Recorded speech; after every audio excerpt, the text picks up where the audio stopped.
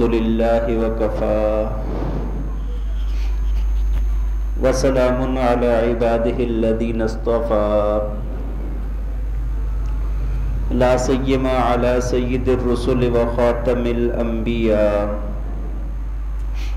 وعلى آله الذين سلكوا على طريق الهدى اما بعد فاعوذ باللہ من الشیطان الرجیم بسم اللہ الرحمن الرحیم قد افلح المؤمنون الذین هم فی صلاتهم خاشعون صدق اللہ العظیم وصدق رسولہ النبی الکریم ونحن على ذلك لمن الشاہدین والشاکرین والحمد للہ رب العالمین۔ توجہ فرمائیں اور محبت اور شوق کے ساتھ درود پاک پڑھ لیں۔ اللہم صلی علی سیدنا و مولانا محمد وعلی آل سیدنا و مولانا محمد وبارک وسلم۔ اللہم صلی علی سیدنا و مولانا محمد وعلی آل سیدنا و مولانا محمد وبارک وسلم۔ اللہم صلی علی سیدنا و مولانا محمد وعلی آل سیدنا و مولانا محمد وبارک وسلم۔ میرے انتہائی قابل احترام، قابل صد احترام و تکریم، معزز و مکرم سامعین کرام، گزشتہ جمعہ میں ایک بات عرض کی تھی کہ نماز کے اندر دو لفظ بولے جاتے ہیں، خشوع اور خضوع۔ جیسے کہ اللہ تعالیٰ نے فرمایا قد افلح المؤمنون الذین هم فی صلاتهم خاشعون، فرمایا کہ مومنین کامیاب ہو گئے ہیں۔ کون سے مومن؟ فرمایا کہ جو اپنی نمازوں میں خشوع پیدا کرتے ہیں۔ تو میں نے آپ کو بات عرض کی تھی کہ خشوع اور خضوع یہ دو لفظ ہیں جو نماز کے لیے استعمال ہوتے ہیں۔ اب خشوع جو ہے، خشوع کا تعلق دل کے ساتھ ہے کہ انسان کا دل اللہ کی طرف پورے کا پورا متوجہ ہو اور جھکا ہوا ہو، اور خضوع کا تعلق انسان کے جسم اور اعضاء کے ساتھ ہے کہ انسان کے جسمانی اعضاء پوری طرح اللہ کے سامنے متوجہ ہوں، پوری طرح عاجزی کے ساتھ رب تعالیٰ کے سامنے جھکے ہوئے ہوں۔ تو خضوع کے موضوع پر میں نے آپ کو ابتدائی بات عرض کی تھی کہ اللہ کے پاک پیغمبر نے ہمیں جو نماز کا طریقہ سکھایا ہے کہ نماز کے اندر کیسے کھڑے ہونا ہے، کیسے وضو کرنا ہے، کیسے نیت کرنی ہے، کیسے قیام کرنا ہے، تو یہ بات آپ کے سامنے میں عرض کر رہا تھا، اور کافی حد تک میں نے آپ کے سامنے بہت ساری باتیں عرض کی ہیں۔ اب دیکھیں آپ کہ نماز کے اندر ہمیں قیام کا حکم ہے۔ کس کا حکم ہے؟ کہ قیام کرو، نماز کے اندر قیام کرو۔ اب قیام کس کو کہتے ہیں؟ قیام کیسے کیا جائے گا؟ دیکھیں جب بندہ نماز کے لیے کھڑا ہونا تو ابتدا کے اندر وہ ایک تو اپنا رخ بالکل قبلے کی طرف کرے، اس کا وضو ٹھیک ہے، طہارت ٹھیک ہے، ذہن اس کا اللہ کی طرف مائل ہے، تو اب بالکل قبلے کی طرف رخ کر کے اپنے پاؤں کا رخ بھی اور اپنے جسم کا رخ بھی کس طرف موڑے گا؟ قبلے کی طرف کرے گا۔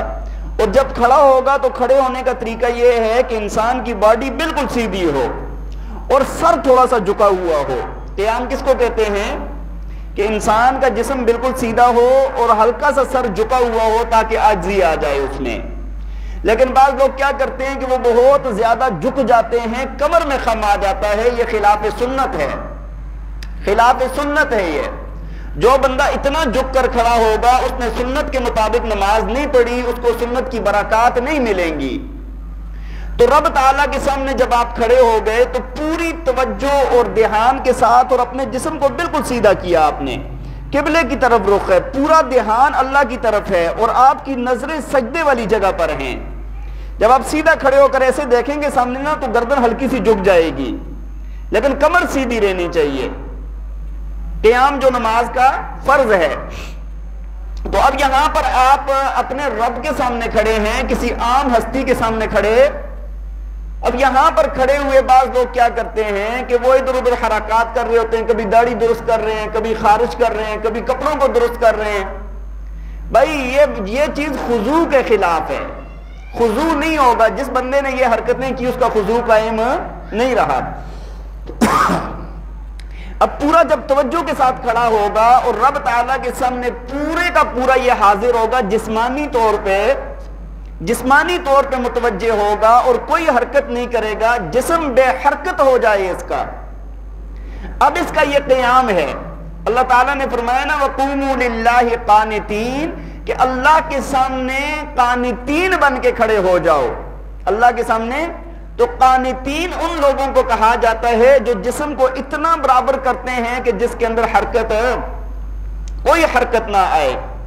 تو رب تعالیٰ کے سامنے ہم کھڑے ہیں پوری توجہ کے ساتھ، پورے دھیان کے ساتھ، اور پھر اس کے بعد آپ نے قیام کیا اور اس کے اندر قرات کی. پھر آپ نے رکوع میں جانا ہے. میں نے آپ کو عرض کیا تھا کہ رکوع کرنا ہے تو کیسے کرنا ہے؟ ہاتھ گھٹنوں کو ایسے پکڑنا ہے اور باڈی کس کے رکھنی ہے. پورے جسم، پورا باڈی کیسے رکھنی ہے؟ ڈھیلی ڈالی نہیں چھوڑنی رکوع کے اندر اپنی باڈی. آپ جب رکوع میں جائیں گے تو کونیاں آپ کی سیدھی ہوں گی، گھٹنے آپ کے سیدھی ہوں گے، کمر آپ کی سیدھی ہوگی. سر نہ نیچے جھکا ہوا ہوگا نہ اوپر اٹھا ہوا ہوگا، بالکل کمر کے برابر ہوگا. اس انداز میں آپ نے رکوع کرنا ہے. بعض حضرات تو یہاں تک فرماتے ہیں کہ اگر رکوع میں جاتے ہوئے کمر میں خم ہے تو اس کی نماز نہیں ہوتی. تو بھائی رکوع کے اندر آپ نے خوب توجہ اور دھیان کے ساتھ رکوع کرنا ہے.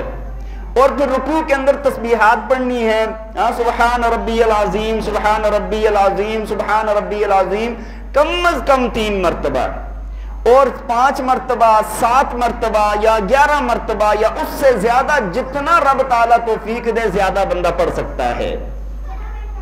مجدد صاحب کی ایک بات کبھی کافی زمانہ پہلے میں نے پڑھی تھی، مجدد الفسانی رحمہ اللہ تعالی علیہ کی. فرمانے لگے کہ بھائی کم از کم سنت کا درجہ یہ ہے کہ رکوع اور سجدے کی تسبیحات کتنی بار کی جائیں؟ 3 بار کی جائیں. تو فرمایا کہ یہ بڑی بے شرمی ہے کہ بندہ اس سے اوپر پڑے ہی نہ، بس سر سے ٹال رہے، رب تعالیٰ کے سامنے جھکا ہوا ہے اور رب تعالیٰ کی عظمت اس کے دل میں اتنی ہے کہ 3 مرتبہ پڑھ کے بس فوراً اٹھ گیا ہے. تو 5 مرتبہ پڑھ لیں، 7 مرتبہ پڑھ لیں. ہاں کبھی وقت کی قلت ہے، کوئی مسئلہ مسائل ہیں تو آپ 3 مرتبہ بھی پڑھ سکتے ہیں. تو رکوع کرتے ہوئے آپ کی نگاہیں دونوں پاؤں کے درمیان میں ہوں گی. نگاہیں دونوں پاؤں کے درمیان میں، کونیاں سیدھی، کمر سیدھی، گھٹنے سیدھے، اور گھٹنوں کو ایسے آپ نے ہاتھ سے پکڑا ہوا ہے، ایسے پکڑنا ہے آپ نے گھٹنوں کو. بات سمجھ آ رہی ہے؟ اب رکوع کرے گا یہ بندہ، تسبیحات پڑھے گا. تسبیحات پڑھنے کے بعد پھر یہ کیا ہوگا؟ کیا کہے گا؟ سمع اللہ لمن حمیدہ.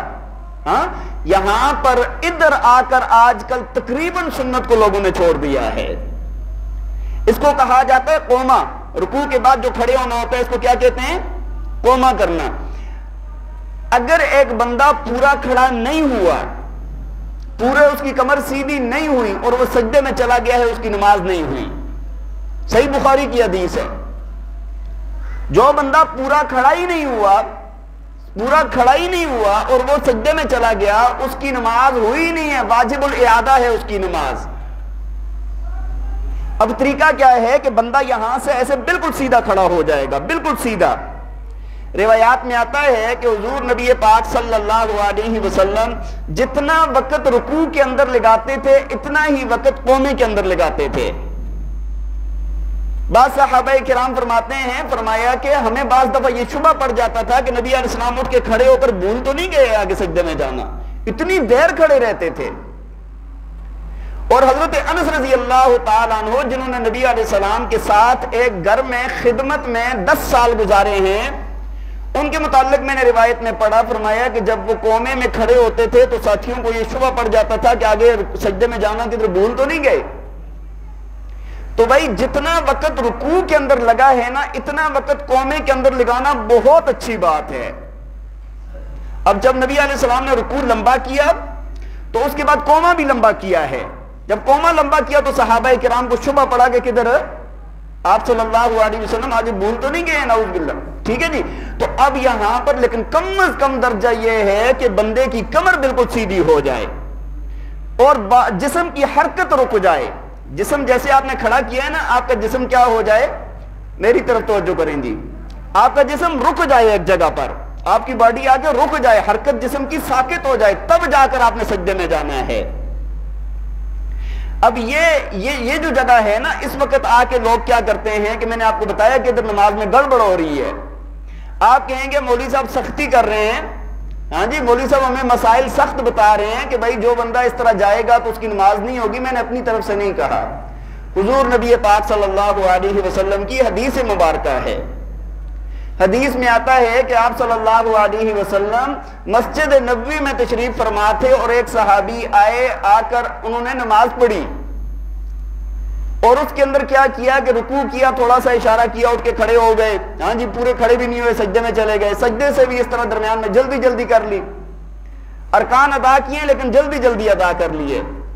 اس کے اعتدال کا اور اس چیز کا خیال نہیں رکھا. تو نبی علیہ السلام کے پاس حاضر ہوئے, آ کر السلام علیکم, ہاں سلام کیا. آپ نے فرمایا وعلیکم السلام, تجھ پر بھی سلامتی ہو. قم فصلی فانک لم تصلی, فرمایا کھڑے ہو جاؤ, جاؤ نماز پڑھو, تم نے نماز نہیں پڑھی. اچھا, وہ گئے, دوبارہ جا کر انہوں نے نماز پڑھی, اسی طرح نماز پڑھی جس طرح پہلے پڑھی تھی. روایت میں آتا ہے جس طرح پہلے پڑھی تھی اسی انداز میں نماز پڑھی, چونکہ عادت پڑ گئی نا. ایک بندہ نماز تیز پڑھتا ہے تو اس کو عادت بن جاتی ہے. دوبارہ آیا کر دوبارہ سلام کیا. نبی علیہ السلام نے دوبارہ فرمایا قم فصلی فانک لم تصلی, جاؤ دوبارہ نماز پڑھو, تمہاری نماز نہیں ہوئی. دوبارہ گئے, جا کر دوبارہ نماز پڑھی. تیسری مرتبہ پھر آئے, اسی انداز میں نا نماز جس طرح پہلے پڑھی تھی. اب تیسری بار آئے تو رسول اللہ صلی اللہ علیہ وسلم نے دوبارہ فرمایا جاؤ نماز پڑھو, تمہاری نماز نہیں ہوئی. اب یہ کہنے لگا یا رسول اللہ ارنی وعلمنی, یا رسول اللہ مجھے ہی آپ سکھا دیں, پھر کیسے پڑھوں, کون سی غلطی ہو گئی ہے مجھ سے. اب یہاں پر آپ کے ذہن میں ایک بات آئی ہوگی کہ اس نے جب پہلی مرتبہ نماز کے اندر کمی کوتاہی کر لی تھی تو نبی علیہ السلام بتا دیتے, ان کو بتا دیتے نا کہ بھائی نماز ایسے پڑھو, لیکن نبی علیہ السلام فرمانے جاؤ نماز پڑھو, تمہاری نماز نہیں ہوئی. تو محدثین کرام نے لکھا, فرمایا کہ اس کی وجہ ہے, اس کی کیا ہے وجہ ہے, فرمایا کہ جب تک کسی کے اندر طلب پیدا نہ ہونا اس وقت تک علم سکھانا بھی بعض دفعہ بیکار جاتا ہے. آج لوگ سنتے ہیں, علم حاصل کر رہے ہیں, سن رہے ہیں, طلب نہیں ہے. یہ بعض سامنے علماء کے سامنے بیٹھے ہوتے ہیں, اپنے آپ کو ان سے بڑا عالم سمجھ رہے ہوتے ہیں. تو کیسے بھائی علم آئے گا, کیسے سمجھ آئے گی بات کی, کیسے وہ نورانیت اور برکت آئے گی. پہلے لوگ ہوتے تھے وہ سیدھے لوگ ہوتے تھے, ان کو کوئی نہیں, مولوی صاحب نے بات کر دی, پتھر پہ لکیر ہے, مولانا صاحب نے کہا ہے. کیا ہوا, وہ ایک قاری صاحب کا واقعہ آتا ہے نا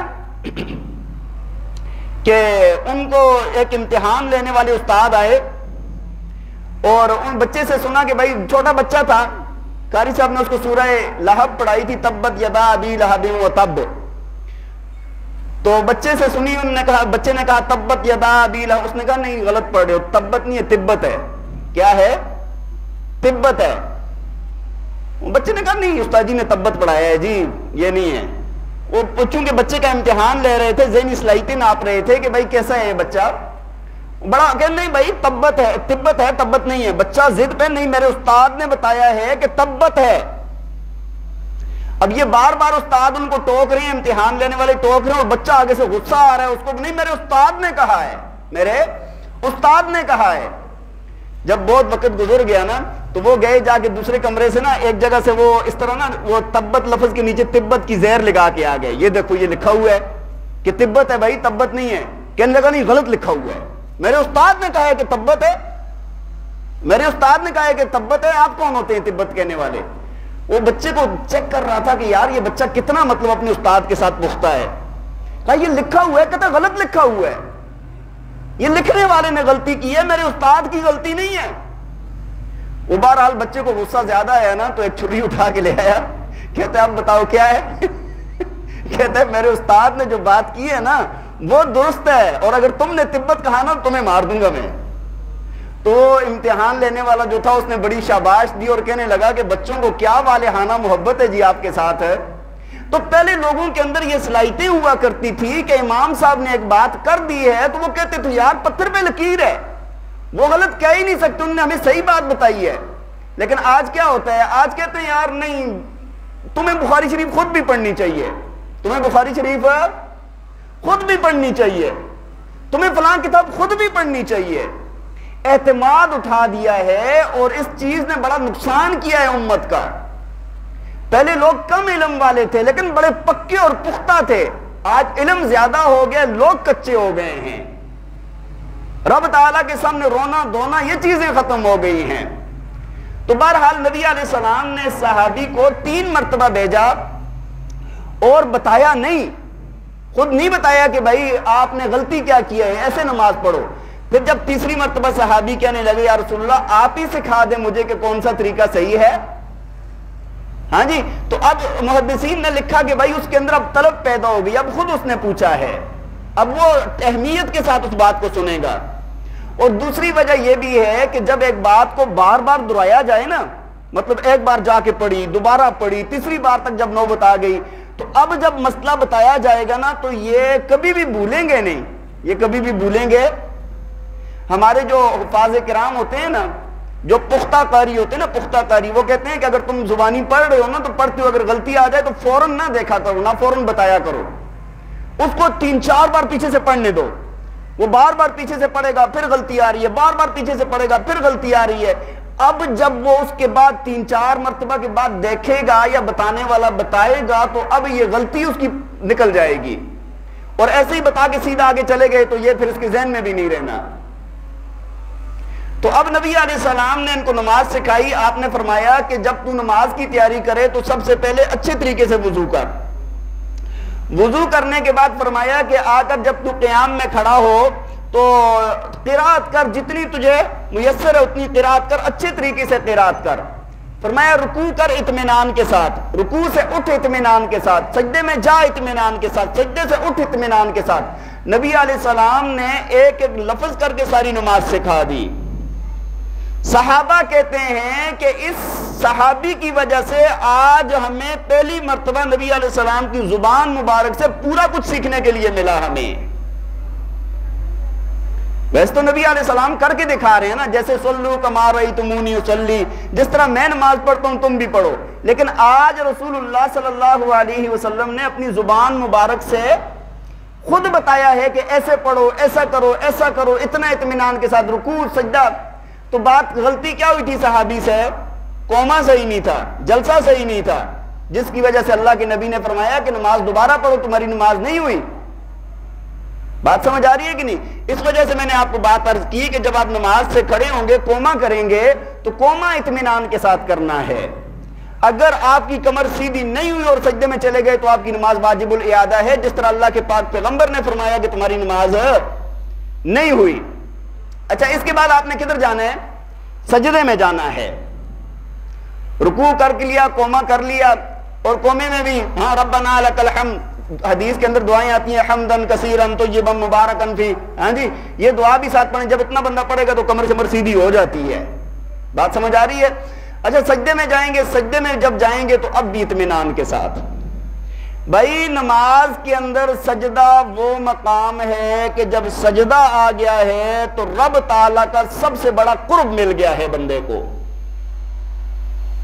سجدے کو عام نہ سمجھیں. جب بندہ اپنا سر سجدے میں جھکا دیتا ہے تو رب تعالیٰ کے سب سے زیادہ قریب ہو جاتا ہے. روایات میں آتا ہے کہ بندہ اللہ کے قریب اتنا کسی حالت میں بھی نہیں ہو سکتا جتنا سجدے کی حالت میں ہوتا ہے. اب ہمارے سجدے ہی ٹھیک نہیں ہے, سجدے کے اندر ہی اطمینان نہیں ہے, ہمیں سجدے کی پوری توجہ ہی نہیں ہے, سجدے کی قیمت کا ہی نہیں پتا ہمیں. دیکھیں اللہ تعالیٰ نے نبی علیہ السلام کو معراج کروایا نا, 7واں آسمان سے اوپر لے گئے, سدرۃ المنتہا, جبریل امین جہاں تک نہیں پہنچ سکتے اس سے اوپر لے گئے, ہاں جی, اور اللہ تعالیٰ نے معراج کروائی ہے نبی علیہ السلام کو. اب نبی علیہ السلام نے نا زبان حال سے میں کہتا ہوں عرض کیا ہوگا, یا اللہ مجھے تو ہوگی, میری امت کا کیا ہوگا. اللہ تعالیٰ نے وہاں سے تحفہ عطا فرمایا تھا 5 نمازوں کا. ہاں جی, اور فرما دیا اللہ کے پاک پیغمبر نے الصلاۃ معراج المومن, فرمایا کہ نماز مومن کی معراج ہے. اب جو بندہ اس وقت سجدے کے اندر جاتا ہے یہ معراج حاصل کر لیتا ہے. اللہ تعالیٰ اس کو معراج کا ایک رتبہ عطا فرما دیتے ہیں کہ یہ بندہ رب تعالیٰ کے قریب ہو گیا ہے. اپنے سجدوں کو ضائع نہ کریں, اپنے سجدوں کو ضائع نہ کریں, اپنے سجدوں کو ہلکا نہ سمجھیں. بہت بڑے عالم بزرگ پیر گزرے ہیں, حضرت مولانا فضل الرحمان گنج مراد آبادی رحمہ اللہ تعالی علیہ, بہت بڑے اللہ کے ولی. ان کے پاس نا حضرت مولانا اشرف علی تھانوی صاحب رحمہ اللہ نا ملنے کے لیے گئے. جب واپس آنے لگے نا کہنے لگے میاں اشرف علی میری بات سنو ذرا. ہاں جی, ملاقات کے لیے گئے. کہا کہ یار جب میں سجدے میں جاتا ہوں نا مجھے ایسے لگتا ہے میرا رب مجھے پیار کر رہا ہے, مجھے ایسے لگتا ہے میرا رب مجھے پیار کر رہا ہے. تو سجدے میں ایک کیفیت ہونی چاہیے. تو بات کیا عرض کر رہا تھا, آپ سجدے میں گئے, آپ نے دونوں ہاتھ سیدھے رکھنے ہیں, آپ کے ان انگوٹھوں کے برابر یہ کانوں کی لو تاکہ ادھر آئے, ہاتھ نہ زیادہ کھلے ہوئے ہوں نہ زیادہ جڑے ہوئے ہوں. ہاں, کونیاں آپ نے بغلوں سے الگ رکھنی ہے, لیکن جب جماعت کے اندر کھڑے ہوں گے تو اتنی الگ نہیں رکھنی کہ ساتھ والے کو تکلیف ہو. یہ ایک ایک چیز اللہ کے پاک پیغمبر نے سکھائی ہے. ہاں جی, اور پھر آپ نے سجدہ کرنا ہے, رب تعالیٰ کے سامنے جھکے ہوئے ہیں, تسلی کے ساتھ تسبیحات پڑھیں, 3 مرتبہ 5 مرتبہ 7 مرتبہ 11 مرتبہ یا زیادہ جتنا اللہ تعالیٰ آپ کو توفیق عطا فرمائے. اس کے بعد آپ نے اٹھ کے بیٹھنا ہے. اس بیٹھنے کو جلسہ کہا جاتا ہے, جو دونوں سجدوں کے درمیان میں بیٹھتے ہیں. یہاں پر بھی اطمینان سے, یہ جو جلسہ اطمینان سے نہیں کرے گا اس بندے کی نماز بھی واجب الاعادہ ہوتی ہے. اس بندے کی نماز بھی واجب الاعادہ ہوتی ہے, اس کی نماز ادا نہیں ہوتی. بہت سارے لوگوں کو دیکھتے ہیں آپ کہ سجدے میں جاتے ہیں, سر ابھی اٹھتا نہیں ہے, دوبارہ سجدے میں چلے جاتے ہیں. نماز نہیں ہوئی بھائی, آپ نے اتنی تکلیف بھی کی ہے, وضو بھی کیا ہے, سب کچھ کیا ہے, اور اللہ کے پاک پیغمبر کی زبانی یہ بات آپ کو میں نے سنا دی ہے کہ ایسے بندے کی نماز نہیں ہوئی. آپ کہیں گے کہ مولوی صاحب وہ بڑے اخلاص کے ساتھ پڑھ رہا تھا. بھائی اخلاص تو بہت اونچا درجہ ہے, بہت دور کی بات ہے, یہ تو ابھی خشوع خضوع تک بھی نہیں آیا. تو میں بات آپ کو یہ عرض کر رہا تھا کہ خضوع, جو لفظ خضوع استعمال کیا جاتا ہے نا, اس کا مطلب یہ ہے کہ انسانی جسم کے اعضاء, پورے اعضاء پورے کے پورے رب تعالیٰ کے سامنے متوجہ ہو جائیں. بے دہانی, غفلت, لاپرواہی, ہاں جی کبھی یوں خارش ہو رہی ہے, کبھی کپڑے درست ہو رہے ہیں. علماء نے لکھا ہے کہ ایک رکن کے اندر اگر ایک بندہ 3 مرتبہ اگر ایک رکن کے اندر کوئی حرکت کر لیتا ہے تو بعض علماء نے لکھا ہے اس کی نماز ٹوٹ جاتی ہے, عمل کثیر ہو جاتا ہے. نماز کے اندر سکون کے ساتھ کھڑے ہوں, اطمینان کے ساتھ کھڑے ہوں. بات سمجھ آ رہی ہے کہ نہیں؟ تو یہ بات میں نے آپ کو عرض کی ہے کہ یہ ہوتا ہے خضوع. خضوع کس کو کہتے ہیں؟ انسان کے جسمانی اعضاء کا رب تعالیٰ کے سامنے جھک جانا, پورا پورا متوجہ ہو جانا, ظاہر کا متوجہ ہو جانا, اس کو خضوع کہا جاتا ہے. اور دوسری چیز ہم کہتے ہیں الذین ہم فی صلاتہم خاشعین. اللہ نے فرمایا کامیاب ہو گئے وہ لوگ جن کی نمازوں میں خشوع ہے. خشوع کا میں نے آپ کو عرض کی کہ انسان کا دل پورے کا پورا رب تعالیٰ کی طرف متوجہ ہو جائے, انسان کا اندر اور باطن انسان کا پورا متوجہ ہو جائے, جھک جائے رب تعالیٰ کے سامنے, اس کو خشوع کہا جاتا ہے. ہمارے خشوع کے اندر بھی مزہ, وہی خشوع کے اندر بھی مزہ. دیکھیں نا, ہم میں سے ہر ایک بندہ اپنے آپ کو ٹٹولے, ذرا چیک کرے.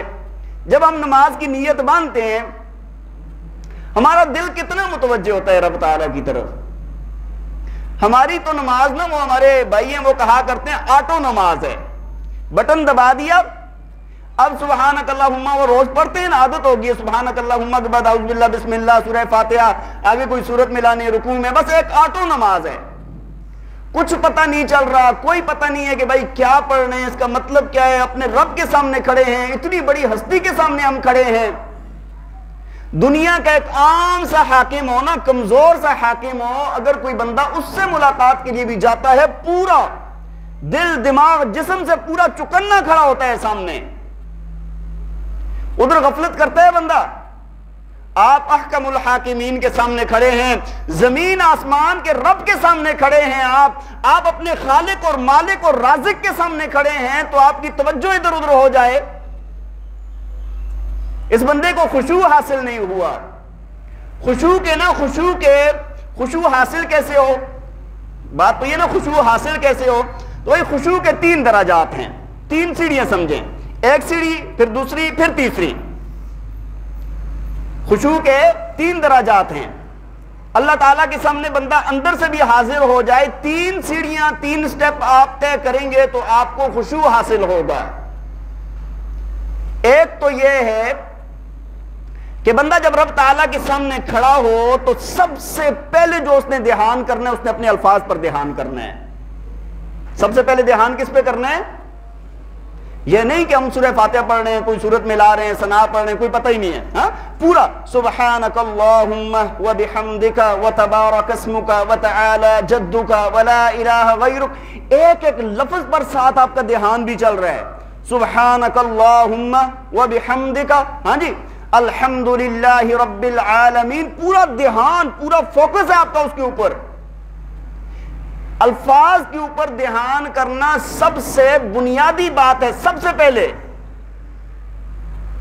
جو بندہ الفاظ پر دھیان کا عادی ہو جائے نا، اب نماز کے اندر دھیان آنا شروع ہو جائے گا اس کو۔ اس کے بعد دوسرا درجہ یہ ہوتا ہے کہ آپ کا معانی کے اوپر، الفاظ کے معانی پر آپ کا دھیان ہو۔ جن کو یاد ہیں، جو علماء ہیں یا جن نے یاد کیے ان کے لیے تو بڑا آسان ہے، جنہوں نے یاد نہیں کیے تو اتنا مشکل کام نہیں ہے، ہاں جی، اتنا مشکل کام نہیں ہے۔ ایک دکاندار کو دکان کے اندر 5000 چیزوں کے ریٹ، قیمت، جگہ کا پتہ ہوتا ہے، ہاں جی، اور نماز کے یہ 2 منٹ کے اندر پورا سبق آپ پڑھ لیں گے، 3 منٹ لگ جائیں گے، اس کا ترجمہ نہیں پڑھ سکتے۔ اب جب رب تعالیٰ کے سامنے آپ کھڑے ہوں گے، دوسرا درجہ یہ ہے ترجمے کے اوپر دھیان ہو۔ الحمدللہ رب العالمین، ساتھ ذہن کے اندر یہ چلے کہ تمام تعریفیں اس اللہ کے لیے ہیں جو تمام جہانوں کا پالنے والا ہے۔ الرحمن الرحیم، وہ اللہ جو بڑا مہربان، نہایت رحم والا ہے۔ مالک یوم الدین، وہ اللہ جو یوم جزا، قیامت کے دن کا مالک ہے۔ اب بندہ کہے گا ایاک نعبد و ایاک نستعین، یا اللہ خاص تیرے لیے ہی عبادت کرتا ہوں، کھڑا تیرے لیے ہوں، میں مدد بھی تجھ سے ہی چاہتا ہوں۔ اہدنا الصراط المستقیم، اب یہ اس وقت کہے گا یا اللہ مجھے سیدھا رستہ دکھا دے۔ صراط الذین انعمت علیہم، یا اللہ ان لوگوں کا رستہ جن پر تیرا انعام ہوا ہے۔ اپنے نبی کا رستہ دکھا دے، اپنے انبیاء کا رستہ دکھا دے، صحابہ کا رستہ دکھا دے، نیک لوگوں کا، صالحین، شہداء کا رستہ ہمیں دکھا دے۔ غیر المغضوب علیہم ولا الضالین، یا اللہ ان لوگوں کے رستے سے ہمیں بچائے رکھنا کہ جن لوگوں پر تیرا غضب نازل ہوا ہے، جو گمراہ ہو گئے ہیں۔ اب آپ اور میں روز نماز پڑھتے ہیں نا، کبھی ہم اس توجہ کے ساتھ، اس دھیان کے ساتھ سورہ فاتحہ پڑھیں گے اس دن نماز کا، آپ پتہ کرنا کہ نماز کا کیا لیول ہے۔ اور باقاعدہ حدیث کے اندر آتا ہے کہ جب بندہ سورہ فاتحہ پڑھتا ہے نا، اللہ تعالیٰ اس کو جواب دیتے ہیں۔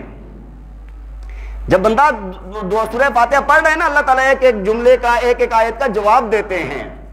حدیث کے اندر آتا ہے جب بندہ کہتا ہے الحمدللہ رب العالمین، ہاں تو اللہ تعالیٰ فرماتے ہیں حمدنی عبدی، میرے بندے نے میری تعریف بیان کی ہے، میری حمد بیان کی ہے، ہاں جی۔ الرحمن الرحیم، تو اللہ تعالیٰ فرماتے ہیں اثنا علی عبدی، میرے بندے نے میری ثنا بیان کی ہے۔ جب بندہ کہتے ہیں مالک یوم الدین، تو اللہ فرماتے ہیں مجدنی عبدی، میرے بندے نے میری بزرگی بیان کی ہے۔ جب بندہ آگے بڑھتا ہے تو اللہ تعالیٰ فرماتے ہیں میرے بندے نے جو مانگا ہے نا وہ میں نے اس کو عطا کر دیا ہے۔ اللہ تعالیٰ تو ہماری طرف پورے متوجہ ہیں، ہم ہیں کہ ہم رب کے سامنے کھڑے ہو کر متوجہ نہیں ہیں۔ اس نماز پر بھی کدھر مارنا پڑ جائے، اس نماز پر بھی غفلت کے ساتھ کھڑا ہے، اپنے رب کے سامنے کھڑا ہے اور غفلت کے ساتھ کھڑا ہے، تجھے تو مار پڑنی چاہیے پھر۔ اس وجہ سے بھائی اپنی نمازوں کا خیال رکھنا ہے۔ میں نے آپ کو عرض کی کہ پہلی سیڑھی کیا ہے خشوع کی؟ الفاظ کے اوپر دھیان ہو، جو لفظ پڑھنے پوری تجوید کے ساتھ اچھے طریقے سے پڑھیں اور لفظ کو پتہ کریں کہ لفظ کیا پڑھ رہا ہوں میں۔ اس کے بعد ترجمے پر دھیان ہو، ہمارے درسوں کے اندر میں نے ایک مرتبہ یہ پورا ترجمہ اور یہ سب کچھ سکھایا تھا، اور نماز کے اندر دھیان، اور پھر میں یہ پوچھتا بھی تھا کہ بھائی کتنا دھیان ہوتا ہے نماز میں. بہت سارے ہمارے ساتھی جو درسوں میں بیٹھنے والے ہیں انہوں نے یاد کیا ہوا ہے. تو درسوں کے اندر بھی وہی بیٹھا کریں. درسوں کے اندر قرآن کا درس ہو رہا ہے، حدیث کا ہو رہا ہے، فقہ کا ہو رہا ہے، اس درس کے اندر بیٹھا کریں تاکہ مسائل کا پتہ چلے، قرآن حدیث کا پتہ چلے. اچھا، اب یہ تو دو باتیں ہو گئی، الفاظ پر دھیان، معانی پر دھیان. اور تیسری بات یہ ہے، سب سے اونچا درجہ جس کے لیے یہ پہلے دو درجے اختیار کیے گئے ہیں، وہ ہے جو نبی پاک صلی اللہ علیہ وسلم نے خود فرمایا ہے، ان تعبد اللہ کانک تراہ فإن لم تکن تراہ فإنہ یراک. فرمایا کہ رب تعالیٰ کے سامنے جب کھڑا ہو، اس کی عبادت کرے تو ایسے عبادت کر گویا کہ تو اپنے رب کو دیکھ رہا ہے. اور یہ کیفیت پیدا نہ ہو تو کم از کم یہ ہے کہ تجھے یہ کیفیت پیدا ہو جائے کہ رب تجھے دیکھ رہا ہے. حدیث جبریل ہے، علماء نے لکھا ہے کہ اس حدیث کا درجہ پوری ذخیرہ حدیث میں ایسے ہے جس طرح سورہ فاتحہ کا درجہ پورے قرآن میں ہے. اس کے اندر جبریل علیہ السلام نے آ کر سوال کیے تھے اور نبی علیہ السلام نے جواب دیے تھے. تو اس میں جب پوچھا کہ احسان کیا ہے تو فرمایا، ان تعبد اللہ کانک تراہ فإن لم تکن تراہ فإنہ یراک. یہ دھیان پیدا کرنا کہ رب کے سامنے میں کھڑا ہوں، میں اپنے رب کو دیکھ رہا ہوں، میں اپنے رب کو. ذہن میں آئے گا آپ کے کہ بھائی جب ہم نے رب کو دیکھا نہیں ہے، ہاں جی، رب کو دیکھا نہیں ہے، سامنے بھی نہیں ہے، کیسے تصور قائم کریں؟ جواب یہ ہے کہ بھائی ہر چیز کو نا، ہر چیز کے وجود کے لیے دیکھنا ضروری نہیں ہے. ہر چیز کے وجود کے لیے دیکھنا ضروری. کچھ چیزیں بندے کو ویسے بڑا یقین ہوتا ہے کہ یہ ہے. ابھی میں یہ بیان کر رہا ہوں، میری آواز اگر باہر جا رہی ہے، باہر اگر ایک بندہ اس طرف کھڑا ہے تو اس کو پورا یقین ہوگا کہ بھائی میں اندر بیان کر رہا ہوں، وہ مجھے دیکھ تو نہیں رہا نا. اس کو یقین ہے کہ نہیں ہے میری آواز سن کے؟ ہاں جی. آپ دیکھیں اوپر سے ہوا میں اڑتا ہوا جہاز آپ کو نظر آیا، آپ کو اس میں پائلٹ نظر آ رہا ہے، ہاں مسافر نظر آ رہے ہیں، لیکن کوئی ایک بندہ بھی ایسا نہیں ہوگا جو یہ یقین نہ کرتا بھائی پائلٹ بھی موجود ہے، مسافر بھی موجود ہیں، دیکھ نہیں رہے ہم لیکن ہمیں یقین ہے یار ہیں. اسی طرح اگر ہم یہاں پر بیٹھے ہوئے ہیں، یہ روشنی ہے پوری مسجد میں، تو یہ روشنی کس چیز کے ذریعے سے ہے؟ سورج کے ذریعے سے ہے. سورج ہمیں نظر آ رہا ہے، سورج تو باہر ہے، ابھی ہمیں نظر نہیں آ رہا، لیکن ہماری روشنی دلالت کر رہی ہے کہ سورج نکلا ہوا ہے. کائنات کا ایک ایک ذرہ رب تعالیٰ کے وجود پر دلالت کرتا ہے، ہر چیز بتاتی ہے کہ ہمارا رب موجود ہے. تو یہ دھیان کرنا، توجہ کرنا کہ ہم اپنے رب کو دیکھ رہے ہیں، کوئی بڑی بات، مشکل بات ہے؟ صرف توجہ تو کرے کوئی نا. ہم نے کبھی توجہ ہی نہیں کی. بات سمجھ آ رہی ہے کہ نہیں؟ تو بھائی یہاں پر میں نے آپ کو بات عرض کی کہ بندہ یہ خیال پیدا کر لے اپنے دل میں اور یہ چیز پیدا کر دے کہ ہم اپنے رب کو دیکھ رہے ہیں. ہم اپنے رب کو، اگر یہ درجہ نہ ہو تو کم از کم درجہ کیا ہے؟ اللہ ہمیں دیکھ رہا ہے. کم از کم درجہ کیا ہے؟ اللہ ہمیں دیکھ رہا ہے. تو پوری بات کا خلاصہ کیا ہوا؟ پوری بات کا خلاصہ یہ ہوا کہ نماز جب ہم پڑھیں گے سب سے پہلے وضو، استنجا اچھے طریقے سے سنت کے مطابق کریں گے. نماز سے پہلے والی سنتیں تحیت الوضو، تحیت المسجد پڑھیں گے. اس کے بعد اللہ تعالیٰ کے لیے ہم بیٹھے ہیں پورے توجہ اور دھیان کے ساتھ، احترام کے ساتھ. نماز میں کھڑے ہوں گے، ہمارے اعضاء سنت کے مطابق ہوں گے.